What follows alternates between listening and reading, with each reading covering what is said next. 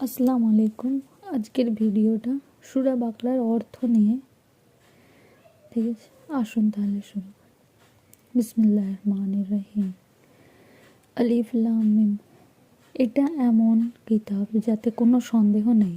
এটা ওই মুত্তাকিদের জন্য পথ প্রদর্শক যারা অদৃশ্য বস্তুসমূহের প্রতি বিশ্বাস স্থাপন করে, যারা নামাজ কায়েম করে এবং যা আমার দেওয়া রিজিক থেকে ব্যয় করে, আর যারা বিশ্বাস স্থাপন করে তোমার প্রতি যে অবতীর্ণ হয়েছে এবং তার পূর্ববর্তীদের প্রতি তারা অবতীর্ণ হয়েছে তার প্রতি, আর আখিরাতের প্রতি রাখে তারা দৃঢ় আস্থা। তারাই তাদের প্রতিপালকের নির্দেশিত পথে রয়েছে এবং তারাই পূর্ণ সফলকাম। নিশ্চয়ই যারা কাফের, আপনি তাদের ভয় দেখান বা নাই দেখান উভয়ই সমান, তারা ঈমান আনবে না। আল্লাহ তাদের অন্তর ও কর্ণসমূহের উপর মোহর মেরে দিয়েছেন ও তাদের চোখের উপর আবরণ রয়েছে। তাদের জন্য রয়েছে কঠিন শাস্তি। আর মানুষের মধ্যে এমন কতক লোক আছে যারা বলে আমরা আল্লাহ ও পরকালে বিশ্বাসী, অথচ তারা বিশ্বাসী নয়। আল্লাহ ও মুমিনগণকে তারা ধোঁকা দিতে চায়, অথচ তারা নিজেদেরকে নিজেরাই ধোঁকা দেয়।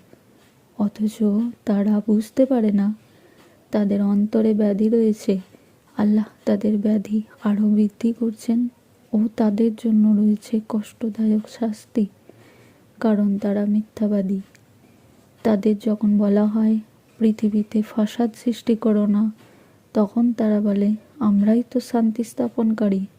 সাবধান, এরাই ফাসাদ সৃষ্টিকারী, কিন্তু তারা বুঝতে পারে না। যখন তাদের বলা হয় অন্যান্য লোকদের মতো তোমরাও ঈমান আনো, তখন তারা বলে আমরা কি ঈমান আনবো, নির্বোধ বিশ্বাসীদের মতো।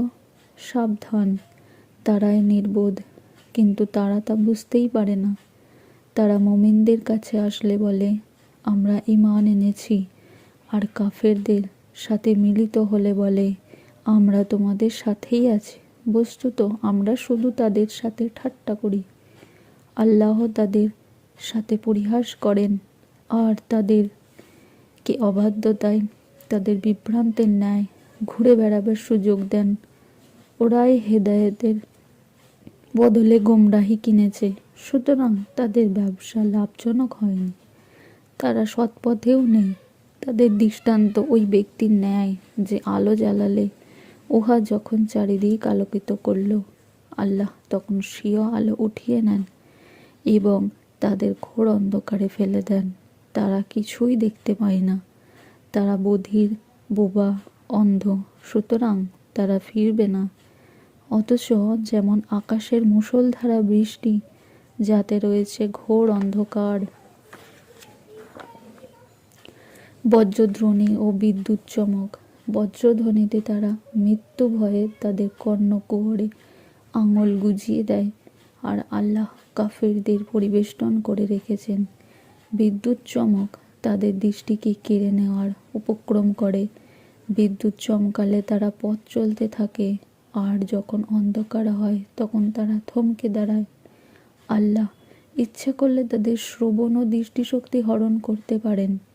আল্লাহ নিশ্চয় সর্ববিষয়ে সর্বশক্তিমান। হে মানুষ, স্বীয় প্রতিপালকের উপাসনা করো, যিনি তোমাদের এবং তোমাদের পূর্ববর্তীগণকে সৃষ্টি করেছেন। সম্ভবত তোমরা মুত্তাকী হতে পারো। যিনি পৃথিবীকে তোমাদের জন্য বিছানা ও আকাশকে ছাদ স্বরূপ করেছেন এবং আকাশ থেকে বাড়ি বর্ষণ করেন ও তদ্বারা তোমাদের জীবিকার জন্য ফলমূল উৎপাদন করেন। সুতরাং জেনে শুনে কাউকে আল্লাহর সমকক্ষ দাঁড় করো না। আমার বান্দার মুহাম্মদ সাল্লাল্লাহু আলাইহি ওয়াসাল্লামের ওপর অবতীর্ণ বিষয়ে তোমাদের যদি কোনো সন্দেহ থাকে, তবে উহার অনুরূপ কোনো সূরা আনয়ন করো এবং আল্লাহ ব্যতীত তোমাদের সাক্ষীদেরকে আহ্বান করো, যদি তোমরা সত্যবাদী হও। যদি তোমরা তা না পারো এবং কখনোই করতে পারবে না, তবে সেই আগুনকে ভয় করো, মানুষ ও পাথর হয়ে যার ইন্ধন, যা কাফিরদের জন্য প্রস্তুত রয়েছে।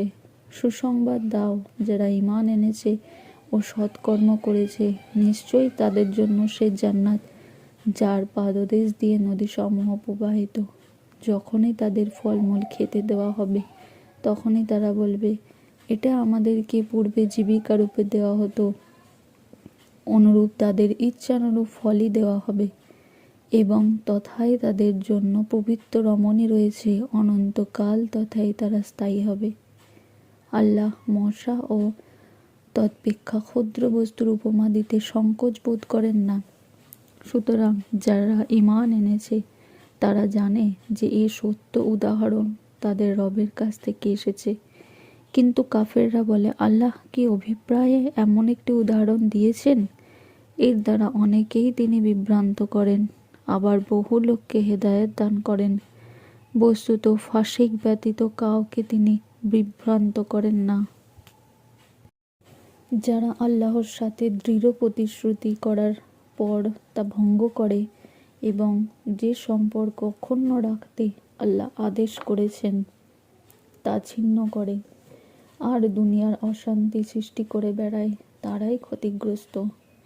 কি রূপে আল্লাহকে তোমরা অস্বীকার করো, অথচ তোমরা ছিলে মৃত, যিনি তোমাদেরকে প্রাণ দিয়েছেন, আবার তোমাদের মৃত্যু ঘটাবেন এবং পুনরায় জীবন্ত করবেন। তোমাদের তার দিকেই ফিরতে হবে।